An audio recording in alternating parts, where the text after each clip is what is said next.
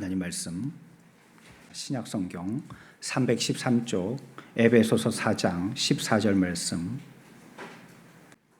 이는 우리가 이제부터 어린아이가 되지 아니하여 사람의 속임수와 간사한 유혹에 빠져 온갖 교훈의 풍조에 밀려 요동하지 않게 하려 함이라. 아멘.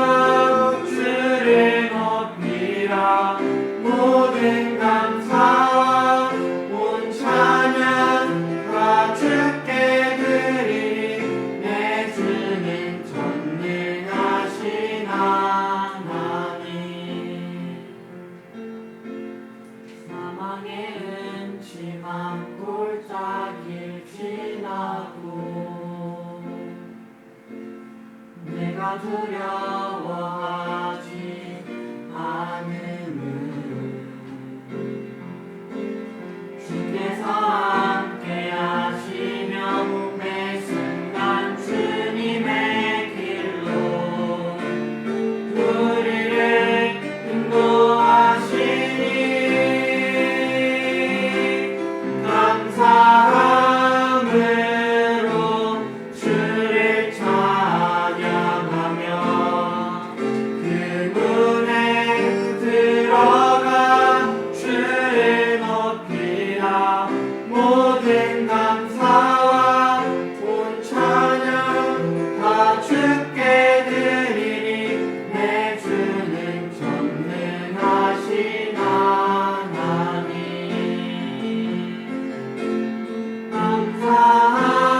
감사함으로 주를 찬양하며 그 문에 들어가 주를 높이라. 모든 감사와 온 찬양 다 주께 드리리. 내 주는 전능하신 하나님. 우리 오늘 본문에서 조금 더 올라가 볼까요? 11절 봅시다.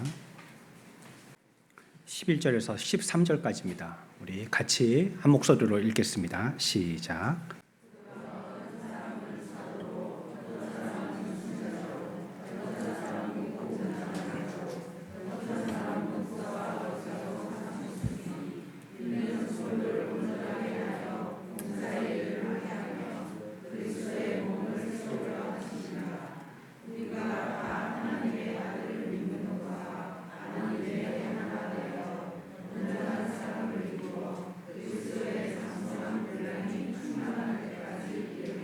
아멘. 금방 이제 나열하고 있는 사도, 선지자, 복음 전하는 자, 목사, 교사 이런 일들은 모두 봉사를 위해서 주어졌다고 얘기하고 있습니다. 우리에게 봉사하도록 하기 위한 그런 직분이다. 그리고 이 일들은 그리스도의 지체들로서 온전한 사람과 그리스도의 장성한 분량이 충만한 데까지 이르게 하는 역할을 한다 하는 거예요. 그러니까 이 봉사의 직분들은 성도들을 위하여서 온전해지도록 또 장성해지도록 그 일을 옆에서 서포트해주는 이런 역할을 해주는 그런 봉사의 직분들이다라고 얘기하고 있습니다. 그런데 이제 이런 목표에 성취되기까지 그 전에 많은 일들이 우리의 상황 가운데 있어야 되겠다라고 말씀하시는 것이 오늘 14절에서부터 얘기하고 있는 말씀입니다. 이것이 우리의 목표고요. 또 우리가 목표로 삼는 일은 이런 일들인데 이것이 되기 위해서는 사전에 이런 준비가 있어야 된다. 우리는 이런 데서부터 시작해야 된다라고 말을 시작하는 것이 14절의 말씀인 것입니다. 14절은 그래서 시작할 때 뭐라고 시작하고 있냐면 이는 우리가 이제부터는 우리가 이렇게 시작해야 된다는 거예요. 그러니까 이제부터라는 이 말은요, 이제 시점을 얘기할 때에 현재하고 미래를 딱 나누는 겁니다. 이제부터 해가지고 이때로 이 시점 현재로부터 해가지고 미래에 어느 때까지 그걸 나눌 때 이제부터 이렇게 얘기하고 있는데 이 말은 현재와 또 우리의 미래가 차이가 있어야 된다는 걸 얘기하겠죠. 이제부터라고 얘기했으니까. 이제부터는 그렇지 않다면 이 말을 할 필요가 없겠죠. 이제부터는 어떻게 해야 된다. 이걸 얘기하고 있습니다. 차이를 나타내야 된다. 우리가. 우리는 언제든지 우리들에게 주신 최종적인 목표가 있어야 됩니다. 우리가 지난주에 배웠습니다. 지난주에 배우기를 우리들은 어떤 것이 우리의 목표가 되어야 된다고요? 부르심의 소망. 부르심의 소망. 이것이 우리들에게 목표가 되어야 된다는 것입니다. 그냥 예수 믿었다고 회심자가 됐다고 그게 끝나고 이제 나 구원받았으니까 뭐 죽어도 지옥은 못 갈 거고 허리 풀고 그냥 이 세상에 있는 동안에 하나님이 주시는 복만 누리면서 살리라고 얘기하면 안 된다고 말씀드렸어요. 우리는 그것이 구원받고 회심되어진 것은 이제 시작한 거예요. 이제부터 시작한 거고 우리가 달려나가야 할 방향은 부르심의 소망을 바라보면서 과거는 잊어버리고 앞으로의 것을 향하여서 달려가야 된다. 이렇게 얘기하고 있습니다. 이렇게 최종적인 목표에다가 우리가 시선을 둬야 하지만 또한 이제부터라고 얘기했으니까 이제라는 현재를 깨닫는 것도 중요한 것입니다. 그래야지 앞으로 어떤 상황으로 변화를 일으켜야 될지가 가늠되게 되는 거예요. 지금을 알게 되니까. 그것과 조금 더 성장, 성숙, 발전을 이루어야 될 테니까 지금이 어떤지를 알아야 되겠죠. 사도는 우리가 자신에 대해서 알아야 할 어떤 것이 있다는 것을 우리들에게 상기시켜주고 있는 것입니다. 우리는 어떤 자인가? 우리는 지금 현재 어떤 현실에 있는 자인가? 이렇게 얘기하고 있죠. 먼저 성경은 우리들에게 얘기하기를 모든 그리스도인들은요 어린 아이에서부터 시작해야 된다라고 얘기하고 있어요. 우리가 이제부터 어린 아이가 되지 아니하여라고 얘기하고 있죠. 우리는 이 사실이 성경에서 정의하고 있기 때문에 명백하지만요 이 사실에 대해서 너무 쉽게 잊어버리는 실수들을 합니다. 그런 목표에 나가기 위해서 지금 현실이 어떠해야 하냐면 우리가 어린아이여야 한다는 것을 기억해야 된다는 거예요. 이거 잊어먹으면 안 된다는 것입니다. 여기서부터 시작해서요 성장하고 발전하고 성숙해져 가야 된다라고 얘기하고 있죠. 그래서 성경은 또 특히나 사도는 이 바울은 굉장히 논리적으로 우리들에게 설명하고 있는데 거기에 대해서 우리들에게 설명할 때 또 이렇게도 말씀하십니다. 요한일서 2장의 말씀입니다. 우리 찾아볼까요? 12절입니다. 요한일서 2장 12절 13절까지 같이 읽습니다. 시작.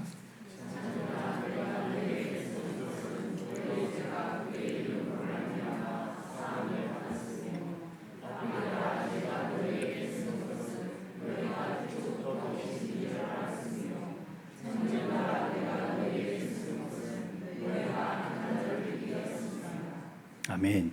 보세요. 여기서 그냥 우리가 성숙되어진 구원받은 하나님의 백성이 되었으니까 날개 돋친 천사와 같이 한 번에 급변화된다 이렇게 얘기하지 않으시고요. 처음을 시작할 때는 뭐로 시작하세요? 자녀들아. 자녀들로부터 시작하고요. 중간쯤에 가서는 청년들아 라고 얘기하고요. 그 다음에 또요. 아비들아 이렇게 얘기합니다. 그러니까 우리는 신앙에요. 어떤 단계가 있는 거예요.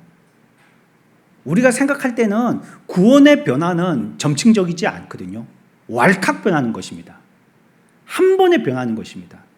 조금씩 우리가 이루어가는 구원을 구원이라고 얘기한다면 그것은 죽을 때까지 계속 우리가 애써야 될 부분이지만 믿지 아니하였던 자가 구원받은 하나님의 백성으로 영혼의 구원을 받는 건요 한 번에 일어나는 것입니다. 조금씩 일어나는 것이 아니에요. 왈칵 일어나거든요. 그러나 이 땅에서의 우리의 신앙의 성숙과 성장은 조금씩 이렇게 발돋움해야 된다라고 설명하고 있어요. 그러니 우리의 시작이 어떤지 알아야 된다는 겁니다. 내가 어디에서부터 시작했는지. 그리고 또한 우리들은 모두 이 어린아이와 같은 신앙이었다는 것을 기억할 필요가 있다는 거예요. 과거라고 잊지 말고요. 우리는 그리스도인이 되면 저절로 모든 것에 도달하는 사람이 되는 것처럼 생각하는 이런 치명적인 사조를 갖고 있습니다. 그러면 안 된다는 거예요. 교회에 들어와서 예배만 드렸다 하면 자기가 특별한 사람으로 변화될 줄로 생각한다는 것. 물론 됩니다. 그게 가능해요. 근데 시간이 필요하다는 거예요. 조금씩. 한 번에 왈칵되지 아니하고요. 그 일이 이루어지기 위해서 우리들도 어떤 부분에서는 그와 같이 애씀이 필요하다라고 얘기하고 있는 것입니다. 회심이 끝이 아니라는 거예요. 회심은 시작에 불과한 겁니다. 우리가 지난주일에 말씀에서도 그렇게 말씀드렸어요. 성령님에 의해서 새 생명을 얻고 교회가 된 것이 최종 목표가 된 것이 아니라고. 교회는 시작일 따름이지 최종 목표가 아니라고. 이제 우리가 교회가 되었으니까요. 그 부르심의 소망을 향하여서 뒤의 것은 잊어버리고 앞의 것을 잡으러 달려가야 한다라고 성경은 얘기하고 있습니다. 목회 서신서인 디모데서나 디도서에 보면 사도가요, 초신자들에 대해서 기록하면서요, 초신자들이 하지 말아야 될 것을 얘기하고 있습니다. 이제 믿은 사람들이 하지 말아야 될 것. 그러면서 또한 오늘날 교회가 무시하기 때문에 교회 내에서 무질서해지는 부분들로 우리는 적용해서 이해해 볼 수가 있겠습니다. 뭘 얘기하고 있냐면, 어린아이로 초신자로부터 출발하게 된다는 가르침과는 다르게 회심하게 되어지는 회신자에게 일을 주라라고 얘기하는 그 말을 조심하라는 거예요. 우리는 덜컥 우리 교회에 누가 입교하여서 등록하여서 성도가 되게 되면 그 사람이 좋은 교인이 되기를 기대하는 마음을 가지고 아직 그 사람이 그 일을 감당할 수 있는지 확인도 못 해본 채 일을 맡겨버립니다. 이런 실수한단 말이에요. 왜냐하면 일을 맡기면 우리 교회에 잘 붙어 있겠지라는 기대 때문에 하는 겁니다. 근데 목회 서신에서는 그런 거 하지 말라는 거예요. 그런 거. 이런 거 하면 큰 실수를 하는 것이다라고 얘기하고 있고, 또 오늘날도 마찬가지예요. 우리가 교회에서도 그 사람이 어떤 큰 일을 할 수 있을 거라고 생각하거나 아니면 이제 왔으니까 그 사람이 우리 교회에 잘 정착하도록 하기 위한 방법으로 어떤 일을 맡기는 겁니다.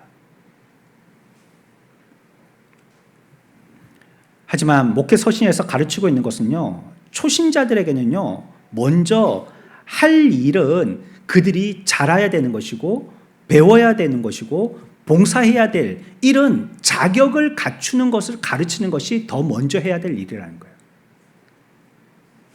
아이에게 무조건 일을 시킬 게 아니라 아이에게 일할 만큼 힘을 길러주라는 게 먼저 선행돼야 된다는 거예요. 힘을 길러주고 나서 일 시키라는 겁니다.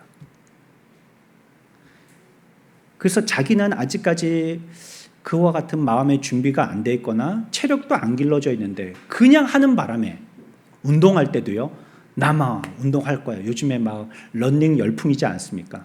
막 크루를 만들어 가지고 새벽으로 밤으로 막 여기서 뛰고 저기서 뛰고 그래갖고 막 러닝화들이 날개 돋친 듯이 팔려 나가고, 거기에 일조한 사람이 기안84, 막 보스턴 마라톤 가고 막 우리나라 한강에서 뛰고 막 그러니까 사람들이 이야 저런 사람이 저런 걸 이루어내 그래갖고 나도 뛰어야지 해가지고 막 묵혀놨던 러닝화 털어가지고 이제 씻기 시작하고 막 뛰고 그러잖아요. 온데 막 어른 아이 남자 여자 할 거 없이 다 뛰고 다닙니다. 그건 첫 마음이죠. 첫 마음. 나도 저 친구처럼 저렇게 뛸 수 있을 것 같으니까, 완주하니까 나도 완주할 수 있을 것 같은 옛날 생각 가지고 이제 시작해 보는 겁니다. 그런데 처음 할 때는 그렇게 시작하면 안 된다는 거예요. 처음 할 때는 그냥 공원 한 바퀴 돌고, 아니면 런닝이 아니고 그냥 살살살살 산책만 하고, 그러고 나중에 체력이 바탕되면 그러면 뭐 하프 마라톤도 뛰고 완주도 해보고 하라는 거예요. 그리스도인이 되고 교회 생활을 시작하는 것은요, 마치 훈련병과 같습니다.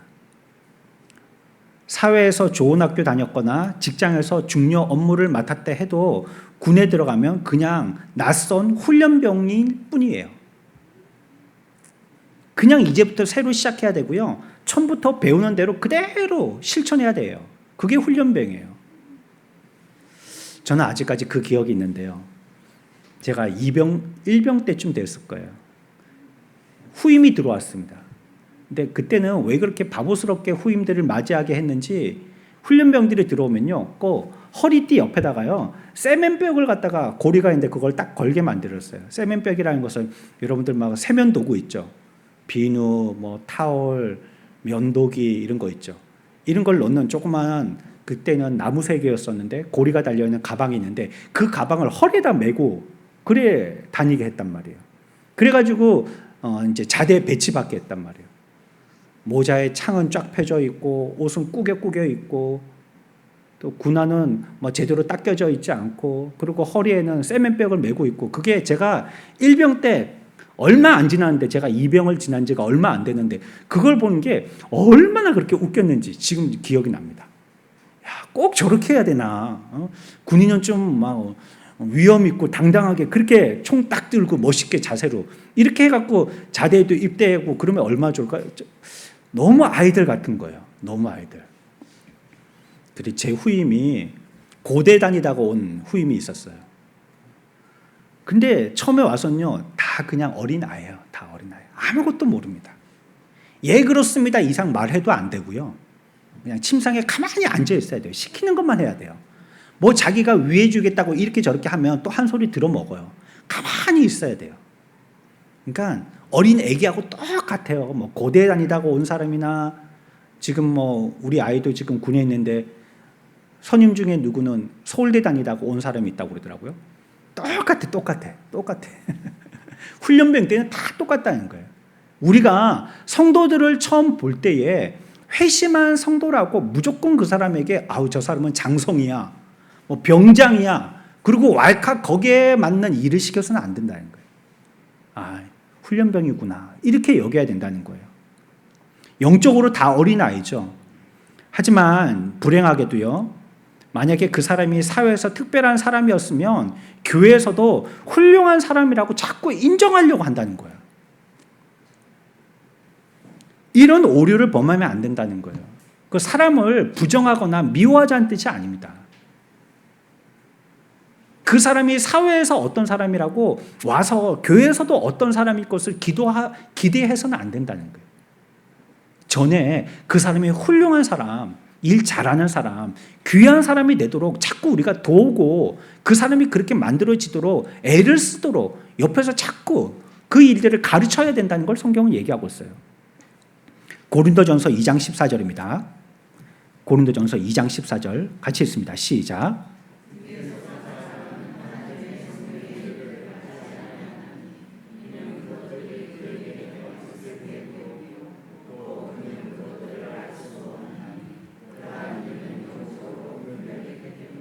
아멘. 이제 육에 속해가지고 이제 회심했는데 이제 예수 믿었는데 성령을 어떻게 알겠냔 말이에요. 그 사람들이.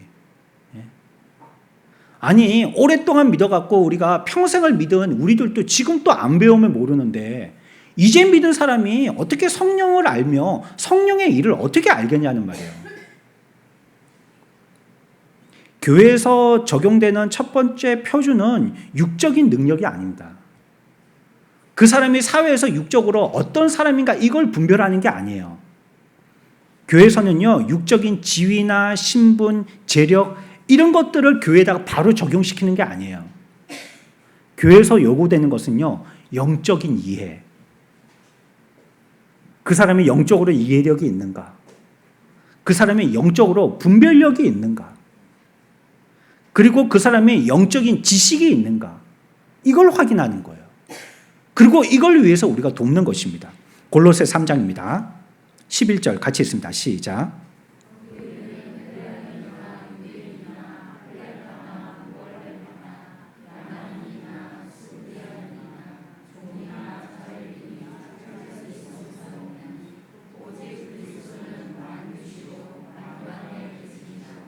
아멘. 교회 안에서는요, 이런 사회적인 차별과 분별이 없어야 된다는 거예요.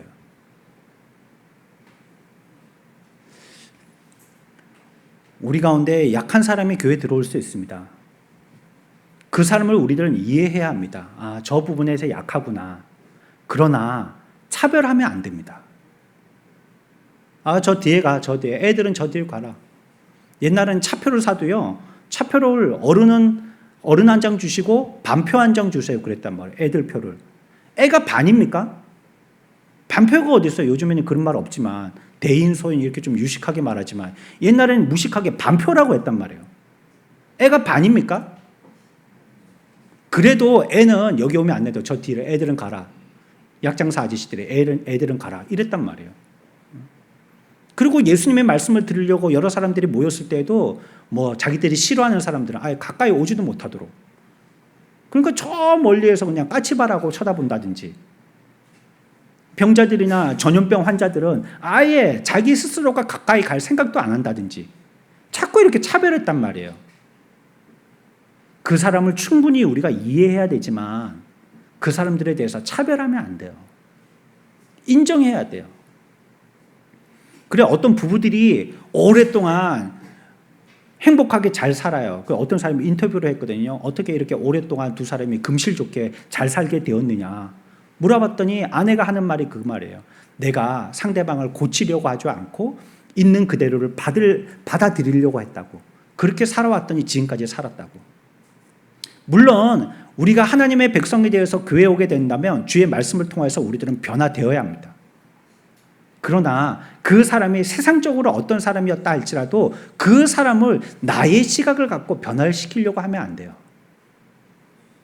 인간적으로 말이죠. 약함은 약함으로 인정하는 겁니다.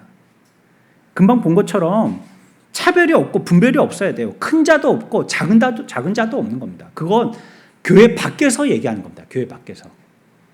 이제 교회 안에 들어올 때는 전혀 그것이 우리들을 분별하거나 차별하게 하는 요소가 되면 안 되죠. 우리가 왜 그렇습니까? 구원받을 때 동일하게 구원받았거든요. 동일한 방법을 갖고 구원받았거든요. 뭐 어떤 사람은 훌륭한 방법으로 구원받고 어떤 사람은 아주 그냥 뭐 사소한 방법으로 구원받고 그게 아니거든요. 동일하게 구원받았단 말이에요. 똑같은 방법으로 구원받았단 말이에요. 그렇기 때문에 우리들은 동일하다는 것을 이해해야 합니다. 우리 모두는 동일한 겁니다. 그런데 그 동일하다는 것을 무엇이라고 대명사로 표현하고 있냐면 성경은 어린 아이다라고 표현하고 있는 겁니다. 다 똑같다 우리들은. 구원받은 우리들은 처음에 시작할 때 다 어린아이로 시작한다. 이거 이해하고 기억하라는 것이에요. 그러니까 우리가 기억할 건요. 먼저 어린아이에서부터 시작하는 것이다. 이거 기억하는 것이 중요하고요. 그 다음에 우리들이 기억할 것은요. 어린아이는 어떤 특징과 경향성이 있다는 거예요. 그리스도인들에게 가장 비참한 것이 무엇일까요? 지난 모습 그대로 머물러 있는 겁니다. 이 비참한 겁니다. 여러분들이 오랜만에 외부 알고 있는 교인들을 만났을 때, 우리 교인 말고요. 외부의 교인들을 만났을 때, 야, 참 좋은 사람으로 변했네. 이런 말 들어야지 정상입니다. 그러니까 뭐 외형으로 아유 예뻐졌네, 아유 젊어졌네. 그건 조금 못 믿을 말이에요. 그거 보니까 서로 주고받고 그러더라고요. 그 말. 나도 하면 은근히 기다리고 있고 그 말 하라고 이렇게. 그건 조금 못 믿는 말이고요. 진실되게 참 거룩해진 것 같이 보이고 좀 경건해진 것 같이 보이고 말씀대로 살려고 하고 말하는데 그 말에 권위가 있고 이거 내가 거기 가니까는 뭔가 모르게 압도당하는 것 같고 뭔가 좋은 쪽으로 변화에 좀 영성이 있는 그런 사람으로 보여져야 된단 말이에요. 10년 전이나 20년 전이나 똑같고 아무 변화도 없다면 이거 우리 신앙이 뭔가 문제가 있는 겁니다. 고쳐지기를 거부하고 있는 거잖아요. 영적으로 자라지 못하고 어린아이처럼 그대로 끝나버리는 것, 이것처럼 비참한 것이 없죠. 우리에게 주신 약속이 무엇이고 내가 가지고 있는 은사는 무엇이고 그것에 맞게 어떻게 살아야 될 것이고 그 은혜와 그 지식 안에서 나는 자라가야 되는데도 불구하고 자라가는 것을 알지 못한다면 이것처럼 불쌍한 노릇이 없단 말이에요. 사도에 의하면 어린아이에게는요 2가지의 주된 성향이 있다는 거예요. 첫째는 뭐냐면요 불완전함입니다. 불완전함. 그걸 성경에서 뭐라고 표현하고 있냐면요 14절에서는요 요동하지라고 표현하고 있습니다. 끝에 보면 온갖 교훈의 풍조에 밀려 요동하지라고 얘기하고 요동한다. 어린아이들은 요동한다는 것입니다.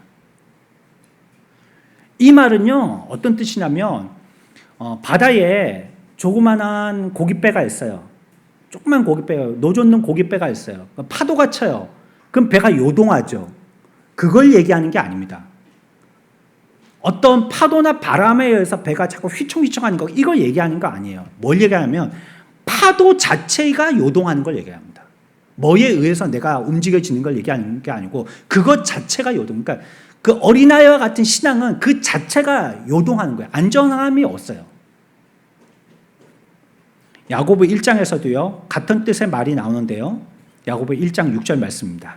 같이 봅시다. 시작.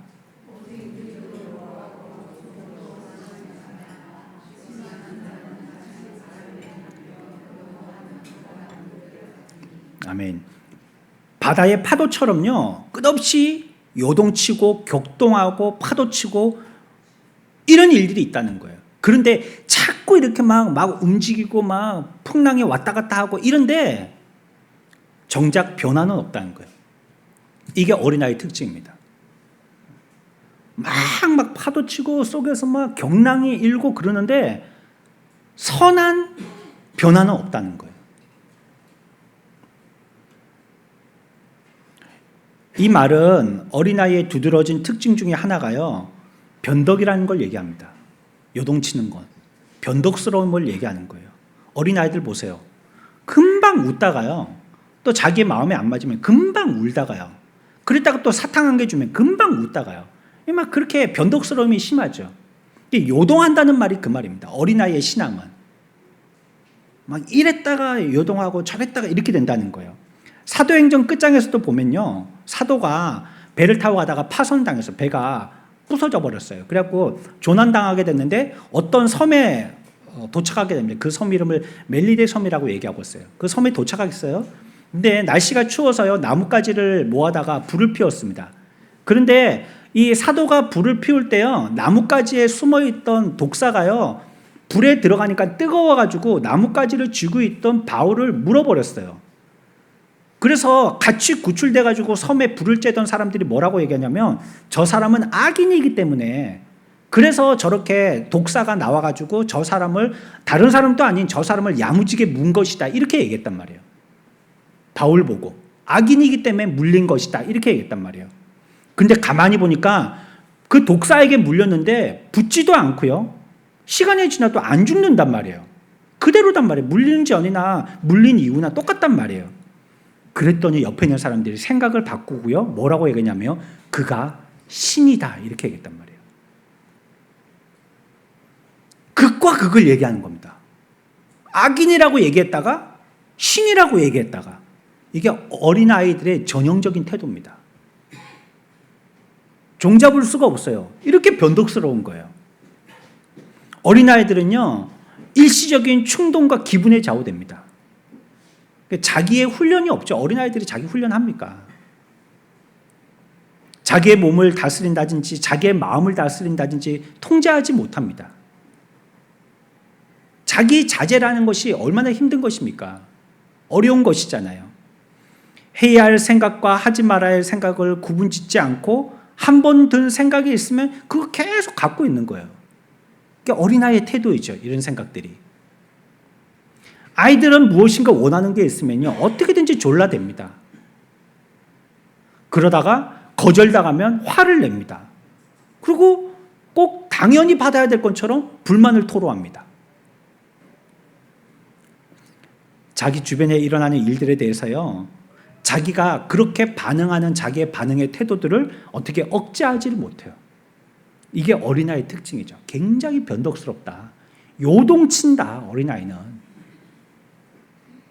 그리고 이런 일들이 일어나게 될 때 자기가 소원하지 않는 일들일 경우에는요, 매우 사납게 반응합니다. 아이들은 대체로 격렬하게 하고요, 지나치게 행동하죠. 마트에 가서 자기가 사고 싶은 장난감이 있는데 엄마가 안 사주면 들어 누워버려요, 그냥. 그럼 엄마 안 사주면 안 가겠다고 거기서 떼를 쓰고 막 큰 소리로 웁니다. 예전에는 엄마들이 약해가지고 그래 사줄게 이랬는데 요즘 엄마들은 좀 세더라고요. 그냥 가더라고요. 지야 울든지 말든지. 그러니까 나중에 울다가 아무도 안 봐주니까 엄마! 그러면서 또 쫓아가더라고요. 어떤 것은 굉장히 좋아하고요, 다른 것은 엄청나게 또 싫어합니다. 이게 어린아이 특징이죠. 중간이 없어요.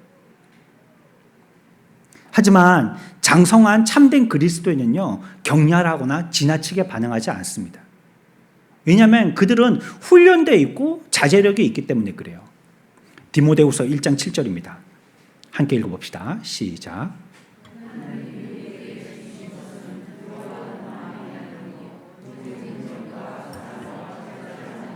아멘. 사랑과 능력과 뭐하는 마음이라고요? 절제하는 마음. 이게 훈련과 자제를 얘기합니다. 절제라는 건 훈련된 마음이다.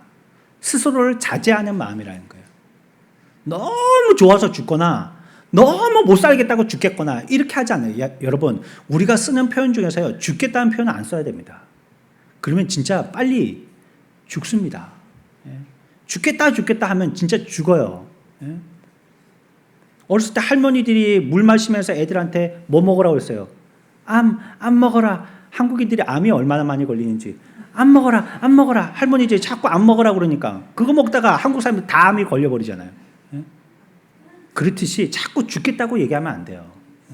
이거 굉장히 극단적이다. 나에게는 너무 강한 거다. 이거는 내가 감당하기 너무 힘든 거다. 이걸 표현할 때 최극단인 죽음이란 걸 들어서 얘기하는 거예요. 그래서 좋아서 죽겠다, 배불러서 죽겠다, 졸려서 죽겠다, 어때서 전부 다 한국 사람들 죽겠다는 거예요. 그게 어린아이의 모습입니다. 너무 극단적인 거예요. 좋을 때는 정말로 좋아서 죽겠고 싫을 땐 정말로 못 살게서 죽겠고 이런 거 있죠. 우리의 성도가 그리스도인의 성숙한 성도들이 이제 그런 부르심의 소망의 목표를 두고 살아가는 교회의 회원이 되었으면, 교회가 되었으면 이제 이 어린아이의 태도를 벗어야 하는 거예요. 훈련돼야 돼요. 그게 한 번에 왈칵 안 됩니다. 아이들이 밥 한 숟가락 먹인다고 쑥쑥쑥 잘합니까? 한참을 지나고 또 봤더니 조금 잘하고, 한참 지나고 봤더니 조금 잘하고, 그렇게 되잖아요. 우리의 믿음도 그래요. 왈칵 되지가 않아요. 애쓰고 노력해야 되고요. 여러분들이 애를 쓰고 땀을 흘리고 마음을 졸이고 또 간이 들었다 놨다 싶은 일들을 만나게 되어지고 거기에 신경이 많이 쓰이고 그럴 때 한 사람 길러져요. 여러분들 애 키워보셨잖아요. 그렇게 쉬울 것 같으면 방목해버리죠. 밭에다가 지가 알아서 크라고. 근데 그렇게 자라지는 않잖아요. 또 쥐면 깨어질까 싶고 놓으면 날아갈까 싶고, 그게 자식 농사잖아요. 어렵게 그래갖고 커서도 또 골치 새기는 게 애들이잖아요. 자녀들이잖아요. 근데 그렇게 애를 먹여갖고 엄마들이 애를 써야 겨우 아름다운 인격의 어른, 성숙한 성인이 되는 거예요. 애를 써야 되는 거. 노력이 기울어지지 않고 잘 되는 건요, 좀 이따 보면 잘못되고 말아요. 힘이 기울어져야 돼요. 우리의 신앙의 성장도 그런 겁니다.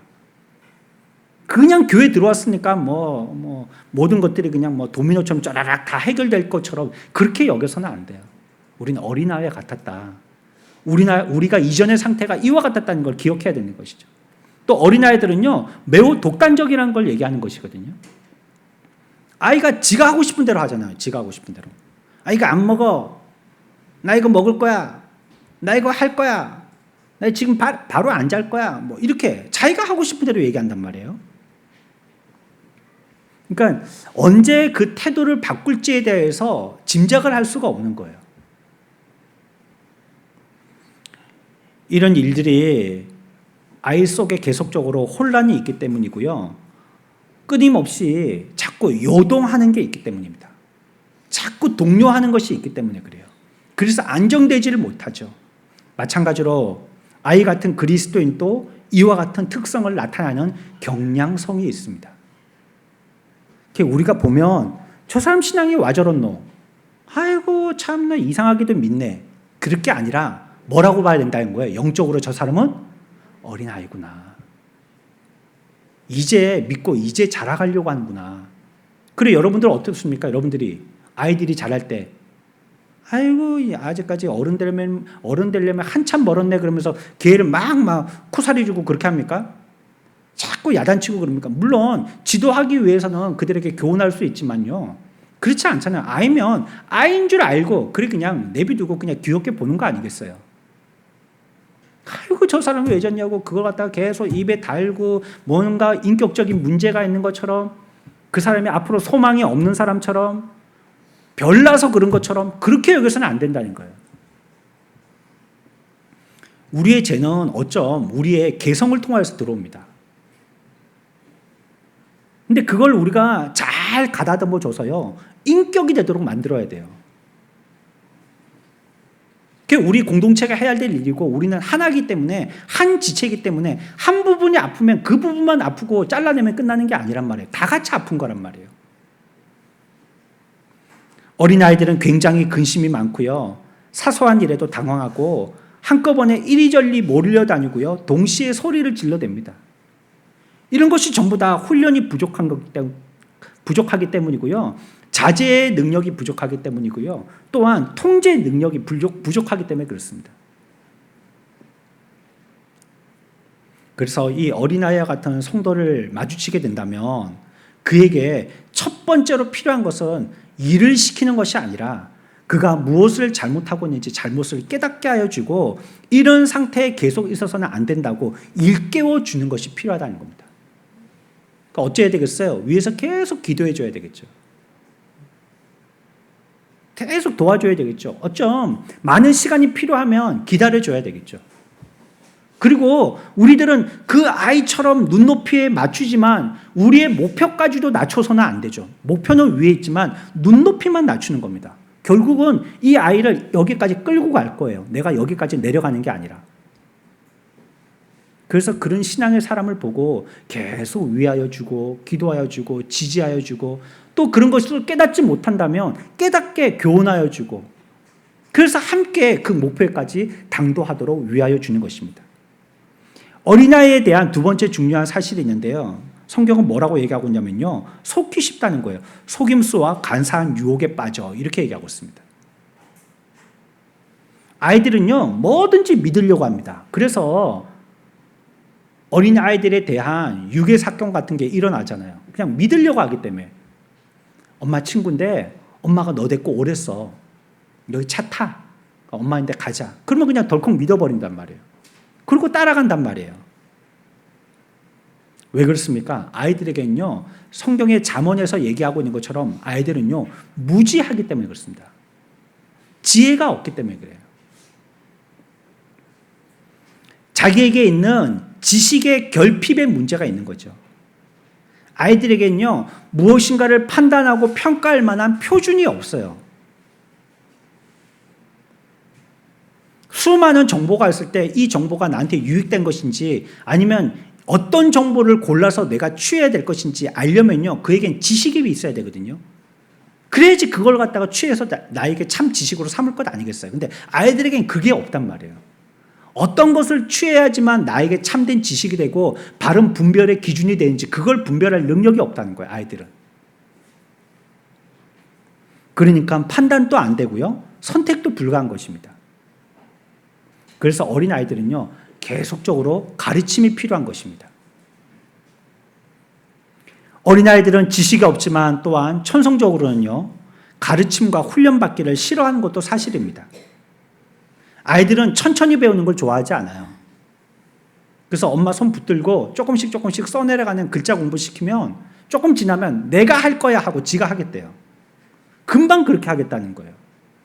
찬찬히 배워서 끝까지 잘 배우는 걸 터득하고 나서 하면 얼마든지 평생토록 자기가 할 텐데 아이는 그렇게 천천히 그리고 차분하게 배우는 걸 싫어한단 말이에요. 아이들은 참을성이 없고요. 빠른 진보를 원합니다.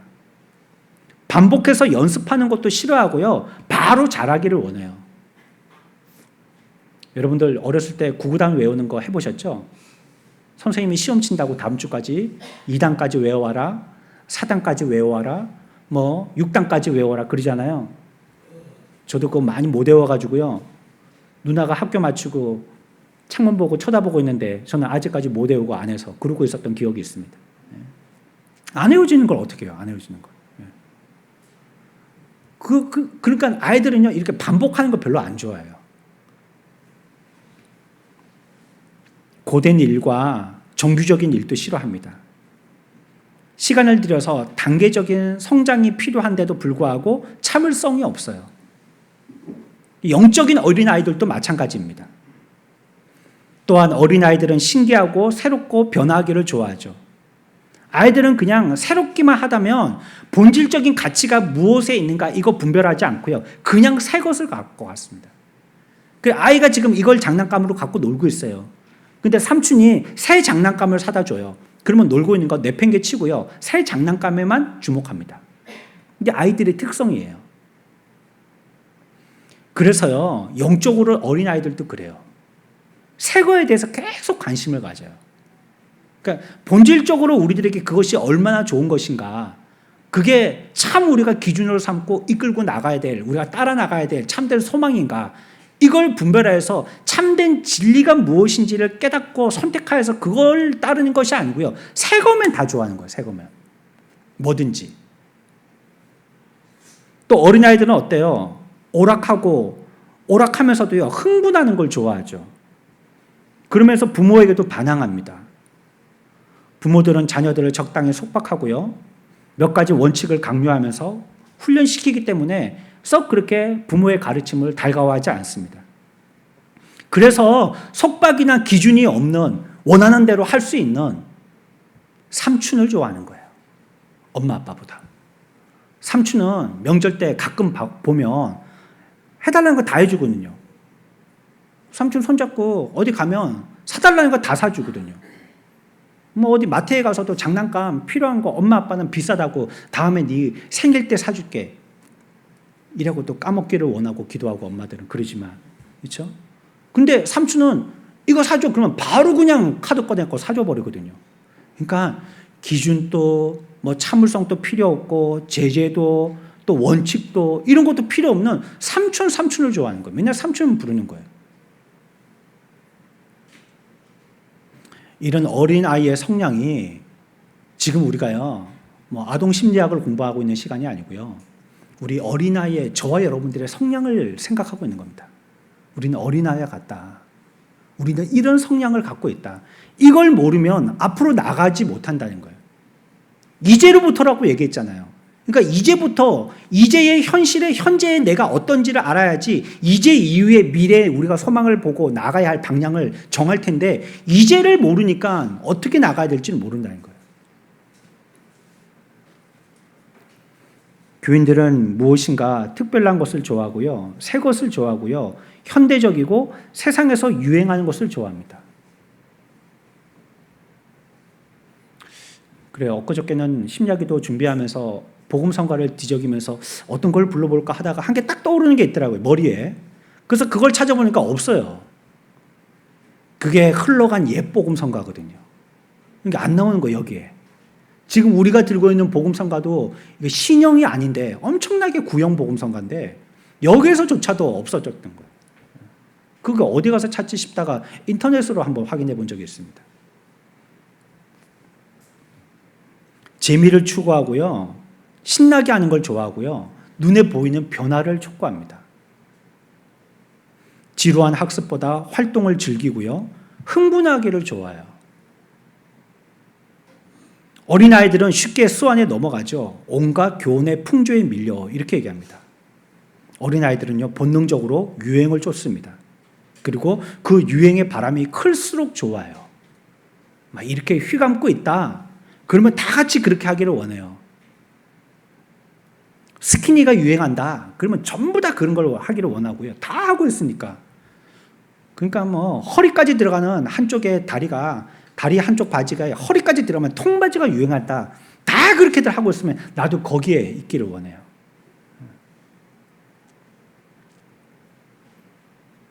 그것이 우리를 속이는 것이라고 할지라도 그걸 좋아하죠. 그러니까 어린아이에게는요, 이러한 분별이나 평가할 능력이 없는 것입니다. 행사가 크고 유행하면 그것을 믿어버립니다. 이것이 지식이 없는 것이고 판단력이 결핍되어 있기 때문에 그렇습니다. 구경거리가 크고 화려하고 기분 좋은 것에 쉽게 유혹되죠. 이런 이유 때문에 아이들은 보호받아야 되고 훈련받고 가르침 받아야 되는 것이에요. 여러분, 어린아이들은요, 자신이 어린아이라는 것을 깨달아야 됩니다. 가끔 아이들을 키우다 보면 그 아이들이요, 자기가 이제 중학생쯤, 고등학생쯤 되면 뭐라고 엄마한테, 아빠한테 얘기해요. 나도 다 큰 어른이야, 이렇게 얘기한단 말이에요. 나를 애 취급하지 마세요. 나도 다 큰 어른이란 말이에요. 부모 눈에 보기에는요, 참 색은 안 나고 말도 안 듣고 지가 아직 아이인 걸 알지도 못하고 쏙만 터지죠, 부모들은. 근데 자기는 어른이에요, 벌써. 자기는 어른이 됐다는 거, 어린아이의 티를 벗었다는 거예요. 우리는요, 우리 스스로가 어린아이라는 걸 깨달아야 됩니다. 저와 여러분들이 아직 어린아이에 있다는 걸 알아야 돼요. 그때부터 이제로부터 발전이 시작되는 겁니다. 내가 어린아이라는 걸 부인하면요, 전혀 우리가 지난 시간에 배운 것처럼 과거에 묶여있는 사람이에요. 발전이 안 돼요. 나 10년 예수 믿었는데, 20년 믿었는데, 나를 갖다가 털어보면요, 햇빛에 드러나는 먼지와 같이 내 속에 있는 결핍들이 너무나도 많이 탄로나요. 나 아직 어린애구나. 내 목사지만 나 아주 어린애구나. 내가 우리 집에서 가장인 척하지만 아직 어린애구나. 내가 뭐 이런 직분을 가져서 모든 사람들이 나에게 무슨 님 이렇게 부르는 직분자지만 내 보니까 나 스스로는 너무나도 어린애구나. 어린아이인 줄 알아야 된단 말이에요. 어린아이기 때문에 극히 위험한 상태에 놓여있다는 사실을 알아야 됩니다. 우리는 너무 쉽게 요동하고 변덕스럽고 속임당하고 격렬하게 반응하는 일 때문에 우리들은 끊임없이 하나님 앞에서 우리의 참 부모 아버지 되신 주님 앞에 회개하고 용서를 구해야 되는 것이, 나는 다 되어서 가르칠 수 있는 사람이 된 것 같이 생각하잖아요. 고요히 주의 말씀을 들고 묵상하다 보면 나는 아직 한참 더 배워야 되구나 라고 깨닫게 됩니다. 아직 멀었구나. 훈련이 부족하고 몸된 교회를 영화롭게 할 참된 깨달음이 부족하고 내가 이 교회에서 무엇인가 일조하는 것 같았는데 아직까지도 나를 통하여서 많은 사람들이 기도하고 있기 때문에 그나마 여기서 내가 신앙생활을 하고 있구나라는 걸 깨달아야 됩니다. 우리 모두 어린아이로서 이 생활을 시작하는 것입니다. 우리는 영으로 난 자요, 위에서 난 자요, 중생한 자입니다. 우리는 스스로를 생각할 때 어린아이라고 깨달아야 되지만, 그러나 어린아이에 머물러서는 안 됩니다. 장성한 분량에 이르기까지 자라가야 되는 것입니다. 성경은 오늘 우리들에게 목표가 있다, 목적이 있다, 우리는 그 목표와 목적을 향해서 나가는 자들이다. 그러니 우리들은 이제로부터 내가 어떠함을 깨닫고 그 목표를 향해서 항진하자라고 당부하고 있는 것입니다. 우리 사랑하는 선한목자교회, 이 시간에 함께 예배하는 모든 성도들이 하나님 앞에서 어린아이임을 고백하지만 우리 아버지 되시는 주님이 계심을 믿고 그의 손을 붙잡고 날마다 선한 성장을 이루어가는 복된 모든 성도들 다 되시기를 축원합니다.